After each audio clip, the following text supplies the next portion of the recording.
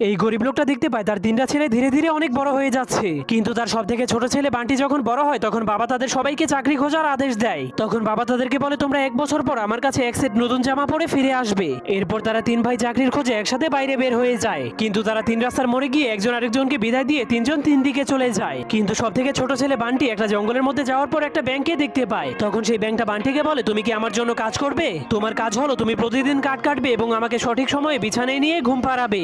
যা শোনার পর বান্টি ব্যাঙের জন্য কাজ করতে রাজি হয়ে যায়। এরপর থেকে সে প্রতিদিন তার মালিক ব্যাঙের কথা মতো তাকে পুকুর থেকে বিছানায় নিয়ে ঘুম পাড়াতো আর সকাল হলে কাঠ কাটতো। এভাবেই কাজ করতে করতে 1 বছর কেটে যায়, যার কারণে ব্যাংকটা বান্টির উপরে অনেক খুশি হয়ে বান্টিকে একটা নতুন জামা উপহার দেয়। কিন্তু তারা বাড়ি ফেরার সময় সেই তিন রাস্তার মোড়ে তাদের তিন ভাইয়ের দেখা হয়। কিন্তু যখন বান্টির বড় ভাইয়েরা জানতে পারে তাদের ছোট ভাই এতদিন একটা ব্যাঙের জন্য কাজ করেছে, তখন তার বড় ভাইয়েরা তাকে নিয়ে হাসতে শুরু করে দেয়। কিন্তু যখন বান্টি সেই ব্যাঙের উপহার দেওয়া সেই কাপড়টাকে দেখায় তখন তার বড় ভাইয়েরা অনেক অবাক হয়ে যায়, কারণ সেই